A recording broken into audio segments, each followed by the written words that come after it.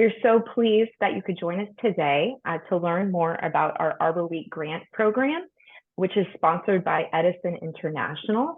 My name is Megan Duquette. I am California ReLeaf Education and Communications Program Manager, and I'm also joined today with other ReLeaf staff. Victoria Vasquez is here, who is our Grants and Public Policy Manager, and we also have Alex Bink, who is our Tree Inventory Tech Support Program Manager, who's going to be assisting us later today with our question and answer period. Like I said, we're so excited that you're here and interested to learn more about our Arbor Week grant program. And today we're going to be going over a few things. We're going to be going over who we are, who California ReLeaf is, if in case you're not familiar. We're going to be going over our California Arbor Week and what that's all about, as well as our California Arbor Week grant program, and talk a little bit about our program eligibility and activities, encouraged activities, and all that good stuff. And then lastly, we're going to have a question and answer period at the end. And so as we go along today, you can either put your question in the chat, or you can hold your question until the end, and then we can call on you. You can raise your hand virtually or via video, and then we can answer your question at the end. So lastly, I wanted to let you all know that this this presentation will be recorded and shared on our California ReLeaf website, as well as our YouTube channel, as a resource for all of you who attended, as well as folks who couldn't attend today. So let's get started.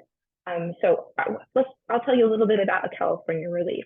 California ReLeaf, we are a statewide nonprofit. We were founded in 1989, and our mission is to support grassroots efforts and build strategic partnerships that protect and enhance California's urban and community forests. And we have four main program areas. We have educational programs. We offer educational webinars about urban and community forestry, and we have great resources on our website. We have a great resource library, and if you haven't visited, take a look, and Alex will put that information in the chat. We provide advocacy at the state level for urban and community forestry, as well as our over 80 nonprofit and community groups that are in our network. We offer pass-through grants, like our California Arbor Week grant program. We seek funding to support pass-through grants specifically for urban and community forestry groups and local nonprofits who want to green their neighborhoods. We feel like community forestry projects should be led by local communities. And so, and then lastly, we have a network, and our network is composed of 80 urban and community forestry nonprofits and community groups that work statewide. And as a convener of the network, we host educational programs like our Learn Arbor Lunch series, as well as in-person programs like our annual network retreat, where our groups can come together and share best practices, have peer-to-peer learning opportunities, share best management practices, as well as mutual support for what they're doing in their local community. Our network members are diverse, just as the state is diverse. We're all over California. Our groups are as north as Eureka and as far south as San Diego. And every group has a different focus area and activities. We have some groups that focus on tree planting with city partners. Others work on habitat restoration, environmental justice, just to name a few of different things that folks are doing. And we encourage you to learn more about our ReLeaf network by visiting our website, californiareleaf.org/network, and Alex will put that link in the chat. You can even find groups near you if you're interested to see what's happening in your neighborhood and who's involved locally. And we also encourage you to think about network membership if that's interest of your organization, to participate in some of our programming. So now that you know a little bit about California ReLeaf and our California ReLeaf network, I wanted to share a little bit about our California Arbor Week traditions. So most folks are familiar with Arbor Week, the National Arbor Week that occurs the last Friday of every April. But not everybody knows that California has its own Arbor Day. We celebrate it on March 7th. And back in 2011, the California State Assembly and Senate approved a resolution that extended California Arbor Week to be an entire week. So we celebrate it March 7th through 14th every year. And California ReLeaf has a couple of traditions to help the state celebrate this basically this week that helps us remember and honor the trees and what all the good things they do for our communities. We have, of course, our California Arbor Week grant program, and we work with our partners, CAL FIRE, the U.S. Forest Service, as well as our sponsors like Edison International, to provide community groups the opportunity to fund tree planting and educational events and tree care events locally, as well as a youth art contest that we hold every year. It's our 14th annual youth art contest for students ages 5 through 12. And we want to encourage them to think about the many wonderful things trees do for us every day, whether that's going outside to play, cleaning our air or water, or shading our neighborhoods. So our theme this year is I Heart Trees Because, and it's a real cute graphic, and we're hoping that we'll have participants statewide, and we'd love your support in helping share this youth art contest with the kids, the tree lovers and artists, young artists in your neighborhood. Winners get to have their art featured on our website, as well as CAL FIRE. We create a video to help celebrate. Winners also receive cash prizes, and they are unveiled. The winners poster and art are unveiled during our Arbor Week press conference that we hold with CAL FIRE every year.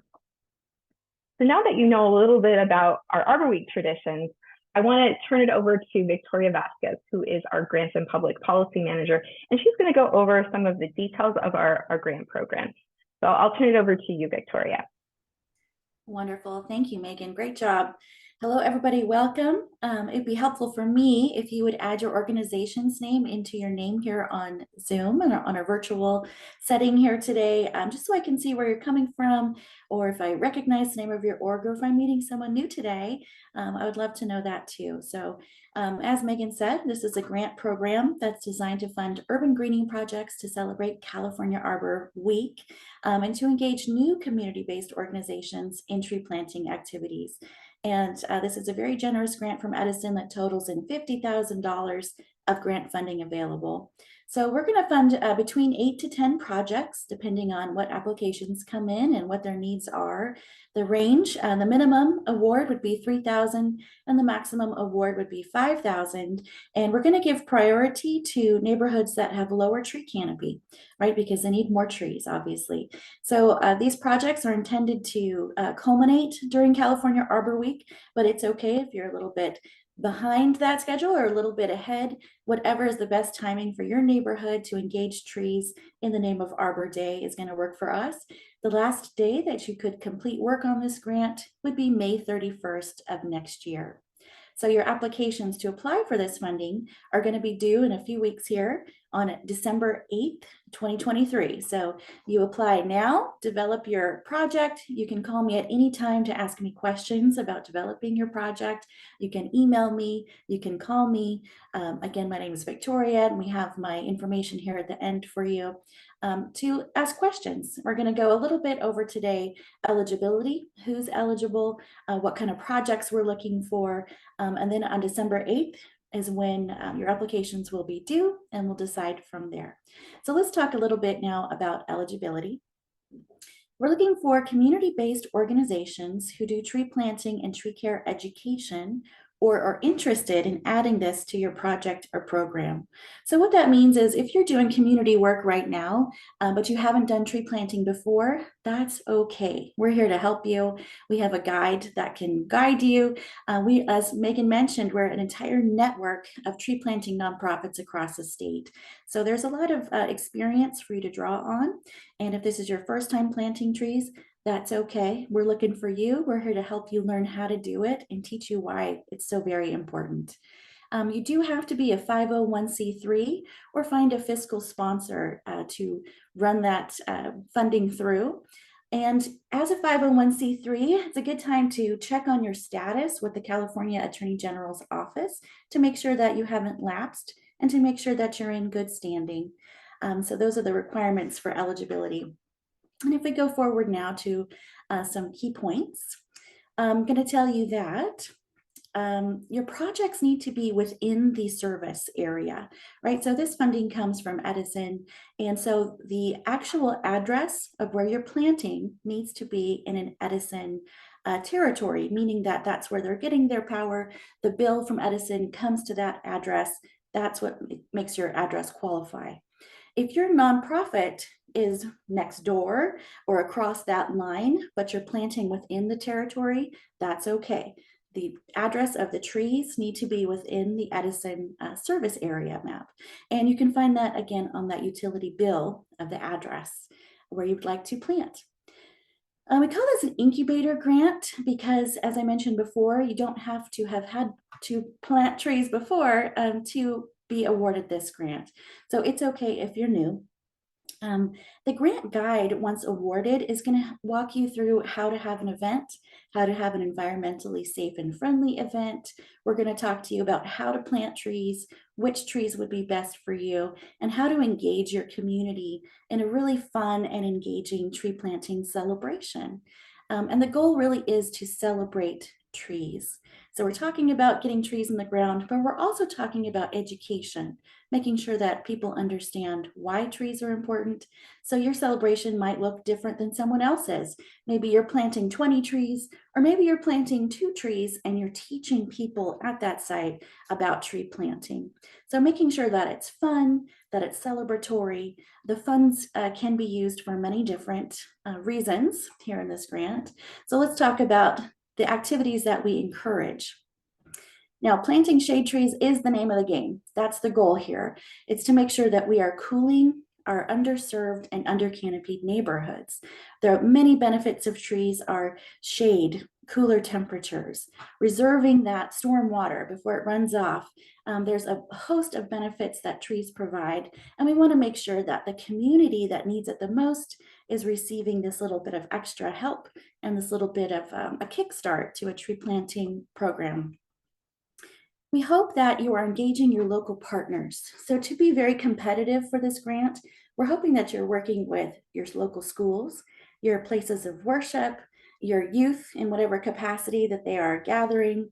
We want to make sure that you have reached out into your community, asked them what they're looking for, made those partnerships, and applied together, and that you're ready to name those partnerships when you apply for this grant.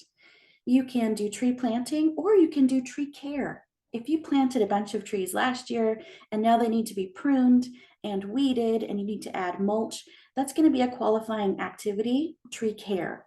That's okay.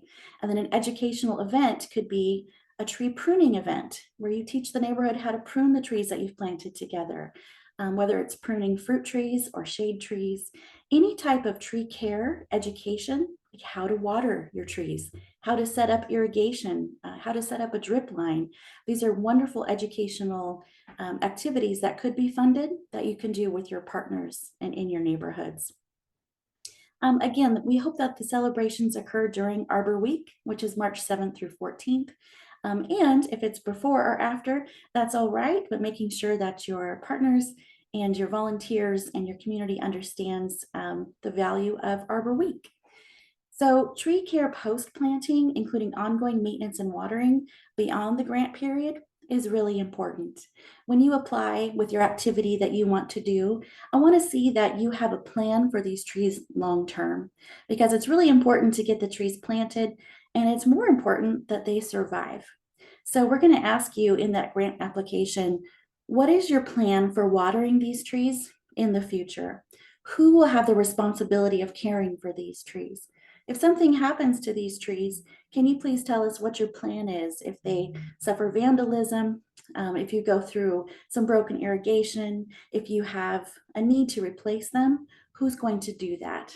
For example, if you're a community group planting at a park, I would like to know from the park that yes, they are accepting those trees and it's their responsibility to keep them alive going forward, or that you have made an arrangement with them to water them during the established period, to keep an eye on them, and to make sure that they're surviving.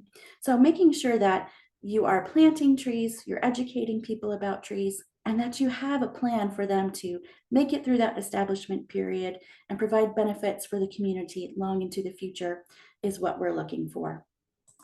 So if we go on now to some ineligible activities, I'm going to tell you what I'm not looking for. This picture here is of a tree in a planter. And this is not going to provide the community the maximum benefit, right? Because this tree is not softening the soil. It's not creating habitat that's habitable to many forms of animals and insects and all the things that we're looking for. It's really not cooling the ground except for shade, right? So we have a need to put these trees into the ground. What we're not going to do is put them into planters, okay? So if you're going to give trees away, that's great, but this is probably not the grant for you because we want to know where the trees are. We have to verify that they're in an Edison service area address. So if your idea is to have trees and give them out to the community members and let them plant them where they want to, that one's not going to qualify for this type of grant, okay? We want to make sure that as I mentioned before, if your org is outside of the service area, but you want to plant in the service area, that's okay. But you cannot plant in tandem. We get some requests to plant inside the area and out. It has to all be within the service area. And these trees we expect to be at least 15 or 5-gallon trees, meaning no seedlings, no acorns, no little saplings.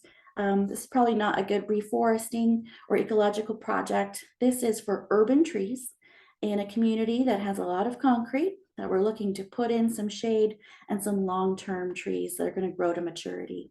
And if we start too small, it's going to be too long for the benefit of these trees to reach the neighborhood, and it's going to take a lot more establishment period. So this is a very short term grant. It's a very short turnaround. We want to make sure that your trees get in healthy, that they already have a good start. So we're asking you to put in 5 or 15-gallon containers, please. Anything larger than that is kind of hard to plant with the community. So that's the best size that we recommend. Now let's talk about your community. How are you choosing the place that you're planting trees?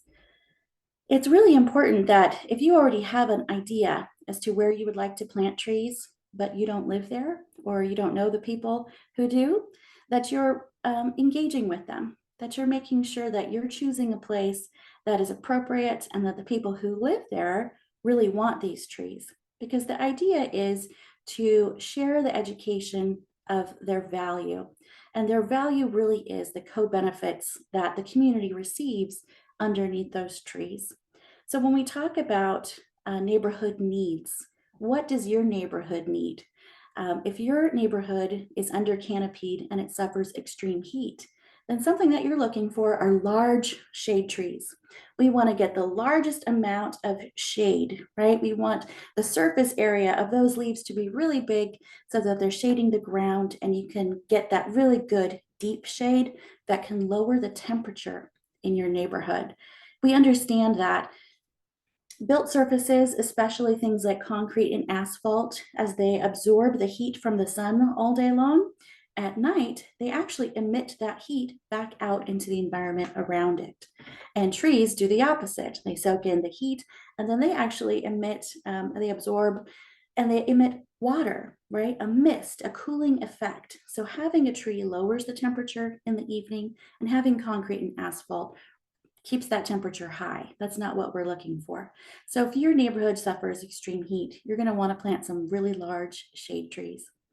If your neighborhood is suffering from equitable food access, if you don't have a lot of grocery stores in your neighborhood or places to buy fresh fruit, then trees that bear fruit are going to be good for you. And when you're looking at planting fruit trees, you want to make sure that they have enough space around them so that people can easily harvest the fruit. You want to make sure that you have a plan for these trees to survive where they serve the community best. So if it's behind a gate and there is no future access to go in except for with one group to pick the fruit, it's probably not the best location for you. You want to make sure that the fruit is accessible, that you have some really great participation from your partners to provide compost and yearly pruning so that the fruit that comes from those trees, fruits or nuts, really are going to be the best they can be and get into the right hands into the community. Now, if your community suffers from air pollution, which a lot of ours do here in California, you're going to look for tree species that sequester higher amounts of carbon. So all of the different tree species that grow well here in California, they have different limits of how much carbon they can sequester. So you want to reach out to us if you're not working with an arborist and ask us, here are our needs. What are the best species for us? These are the ideas that we have. This is what our nursery provides. Which of these species are the best for us? And we can help you to choose those based on your community needs. And at the end of the day, bringing your community together in the name of trees really is the name of the game here for Arbor Week. So whether you're planting a memorial tree or you're creating a space where the community gathers that is cleaner and cooler, like at a community center, this is a place where people can commune comfortably. We want to make sure that there is a community benefit, and that benefit is public health outcomes, economic outcomes, ecological outcomes. We want to make sure that all of the benefits of trees really are shared by the entire community. Thank you, Megan, for advancing my slides. I appreciate it. All right, so a little planning ahead, right? Your event, we don't want it to just stay that one place in time. We want it to go forward. We want it to become a yearly event for you and your organization. We want people to be well aware that it's happening so that you can get as many volunteers as you can. You can teach as many people as you can about the benefits that those trees are bringing to the community. And then you'll have more people who feel accountable for those trees. And they're more likely to report to you if something has happened to the trees. So we want you to get your community partners together. Any other orgs that are working in that space who might like to come together with you to work on these trees, we encourage that. We want you to take some really good pictures. This picture here is of a former grantee, as all of our pictures have been to this point, and making sure that people can see really what they're getting into, right? This tree, because it was so tall, needed to be staked a little higher. And it's really hard to stake something if you're not the right height, right? So this photo shows how prepared this team was, that they had a post pounder and they had someone to support someone on a small ladder to use a heavy tool, right? This is a great example of how this group planned ahead and shared the pictures so people can see what type of work they're doing when they come to plant trees. And the pictures that you share from your event, hopefully, will go into social media. They're going to go into the press. We're going to be asking you during your application period, what are your intentions to share out the photos from your event? A really great and easy way to do that is to invite your local elected officials, because hopefully they're sharing out your event through their media channels to help you get more volunteers and to bring light to your organization and the wonderful work that you're doing. It's very important that you recognize your sponsor, that Edison is invited, that they are able to share out what you're doing, and they understand what you've done with the grant dollars that they've granted you. In your final report, it's very easy. I don't want you to get nervous when you hear the words final report, but making sure that I understand in your final report, not just how you spent the dollars, but more importantly, how were the community members touched by your project? Did they receive education? Did they receive future fruit and nuts? Did they receive a place that they could commune? Are they receiving cooler temperatures? Show me their pictures. Tell me their stories. Give me a quote from someone who said, hey, I had a really great time planting today.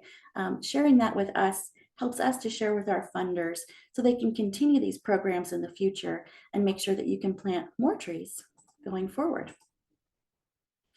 So from here, hopefully you have a good understanding of what we're looking for, and I'm going to hand it back over to Megan to explain some key dates.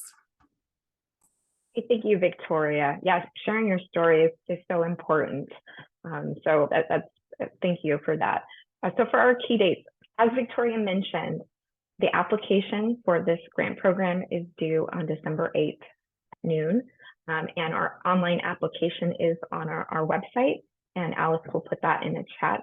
And so the recording that we do today will also be there on our website about the California Arbor Week Grant Program. Our award notifications, we plan to send those out at the beginning of 2024, around January 10th. We will announce those on our website as well as send an e-news newsletter announcing it. And if you haven't subscribed to that yet, we highly encourage you to do so. And we will put the sign up list link also in the chat. The project period, as Victoria mentioned, it'll be through May 31st, 2024. So think about your project. You have a kind of a limited number of months to complete that project, and how you explain that and communicate that in your grant application is really important, that you can fit that project in that time period. And then final reports for the grant program will be due on June 15th, 2024. And so all those wonderful stories and photos are compiled to our grant sponsor, Edison International, and they can see all the great work that has been done.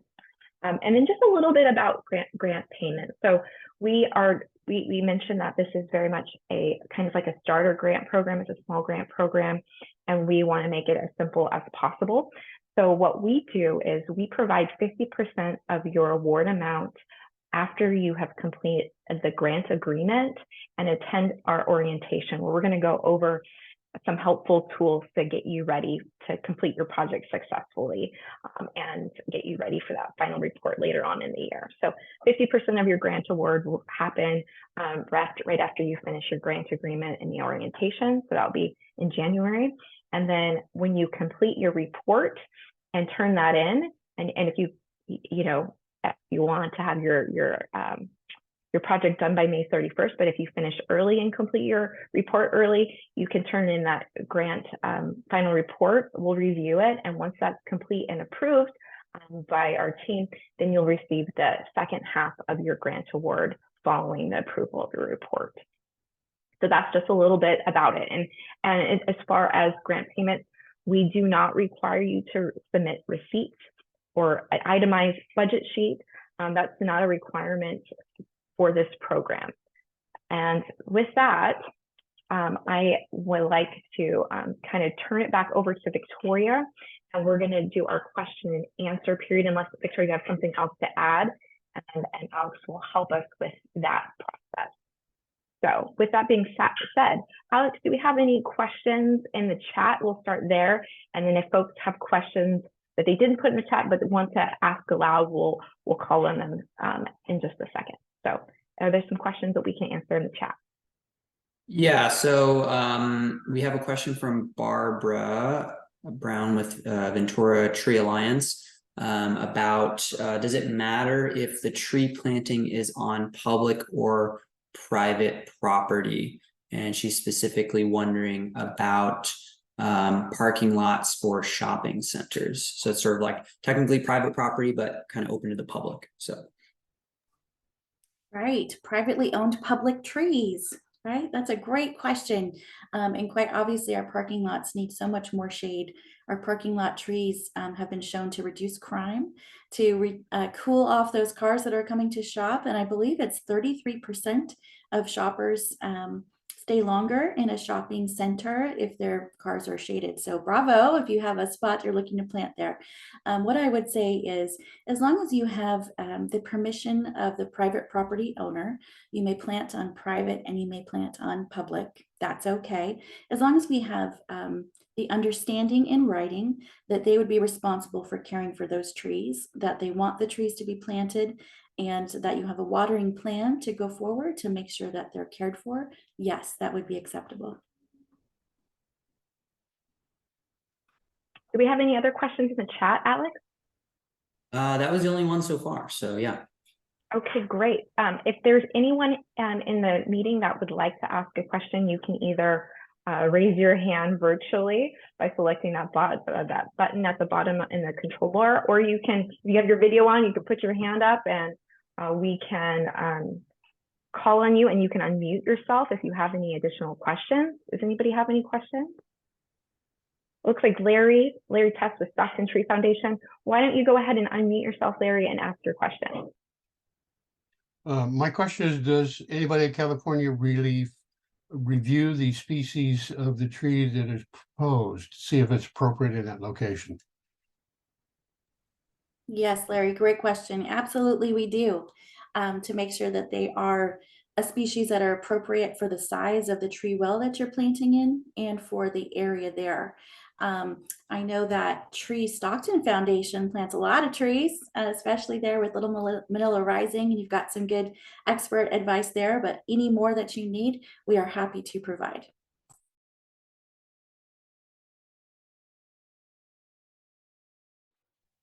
Is there any other questions from folks? You can either raise your hand virtually or via video. Okay, I'm seeing, okay, Balazar, forgive me if I said your name wrong. You can go ahead and unmute yourself and ask your question. Hi, this is Monica. I'm calling because I have a question about getting community partners. Is it just, and your recommendations for that, is it just a matter of us calling folks up and say, hey, I have this idea, do you want to partner with me? Yeah, that's a good question. What type of org are you with now? Girl Scouts. Excellent, wonderful. So, well, I would start with your Tree Promise, right? You've got Tree Promise badge going on with Girl Scouts right now, which is a great start. I would ask your regional council there if they have any partners who've reached out looking for Girl Scouts to plant trees, because I know that's what's going on up here in Sacramento these days. And so what I would do is look for community partners who work at the location that you're looking to plant at. So if you have a spot in mind, what other orgs are already serving that area? What other community benefit organizations or community resource organizations? Did you have a specific spot in mind so we can be a little more specific, or should we be more broad? We were thinking about our service unit area. So it's, it's like a couple of cities together, but we didn't have like a specific place within those two cities. I was thinking about reaching out to our city hall and seeing if they had any like projects like in the pipeline. Absolutely, not just your city hall, but also your city parks departments, right? Your urban forestry departments, because they know what other organizations have reached out to them asking if they could plant trees. They know what, I would start with your neighborhood associations of where the Girl Scouts literally live. So, if you have like a grouping of scouts in one particular city, like a troop, who all live in a certain neighborhood, or the majority of them in a neighborhood, I would start with their neighborhood association, because typically your elected officials have tied into your neighborhood associations. So that's where all of your community resource organizations are focusing their time, understanding how to serve those community members. So actually, any one of those three, if you start with a community-based org, they should be able to show you who your elected officials in your neighborhood associations are, and vice versa. So if you start with a neighborhood association, they should be able to point you in those two different directions as well. And I think it's a wonderful exercise for your troops to reach out to their local officials and say, hey, we have this opportunity. We would like to apply for this funding. Can you tell us what other organizations are working on similar projects? Thank you. Absolutely. Is there anyone else that has a question that they would like to ask? Again, you can raise your hand virtually or via the camera, and we'd love to answer your questions. Okay, I do not see any additional hands going up unless I missed it. But I want to let you know that if you do have questions, you can still ask us. We have Victoria Vasquez contact information here up on the screen.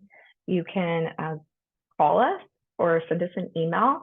The best way is probably to send an email, and then we can call you and not have to play phone tag. But it's grantadmin@californiareleaf.org. And some of the things that we went over today are on our website, our small grant information website that goes over California Arbor Week, which is californiareleaf.org/grant. We have 2 grant programs. The one that we just talked about today is California Arbor Week, but we also have another small grant program specifically for Northern and Central California as well. And that's sponsored by Pacific Gas and Electric, and that's called the Growing Green Communities Grant Program. And we're going to be offering a webinar specifically about that and eligibility details, which are slightly different for those communities. And that's going to be at 1 o'clock today. And you can find that link for registration if you're interested or want to share that with folks that you may know. So please reach out if you have any questions whatsoever. Oh, it looks like we have one. So go ahead and unmute yourself, and we'd love to chat with you about it. So, okay, Alex was a huge help on showing me how to change my name so you could see who I'm with. But I also don't know how to download all these links in the chat. Does anybody know how to do that? We will be providing a recording of the webinar, and we will have those links via our website as well as our YouTube channel. So you can find them there, but almost all the things that we talked about are on our website. So if you just go to californiareleaf.org, it's pretty easy to navigate. And we also have a search bar. So if, for instance, you're like, I know they talked about, the network, you could just type network and all the appropriate things will pop up there. And if there's something that you've missed and you want to talk to us directly, you can send an email and then we'll make sure you have those links if you can't find it. Thank you so much. You're very welcome. Okay, last chance. Is there anyone else that has a question for us? Oh, Victoria. How do you follow us on social media, Megan? That's a good question. We're on Facebook, Instagram, LinkedIn, X, which is formerly known as Twitter, and on Threads. And our handle is C-A-L, ReLeaf. But you can also find direct links if you go to our homepage, californiareleaf.org. And at the bottom, we have every link to every social media channel that we're on, including our YouTube channel. So you can subscribe or follow, and you can find out all sorts of great resources that way, as well as announcements about our awardees and about grant due dates and all that good stuff, because we're going to post it there. And of course, about the network. All right. With that being said, I do not see any additional questions. Thank you so much for attending our informational webinar today about our California Arbor Week Grant Program, sponsored by Edison International, who we are really grateful to partner with this year. So take good care, and we hope to receive your application in the upcoming weeks.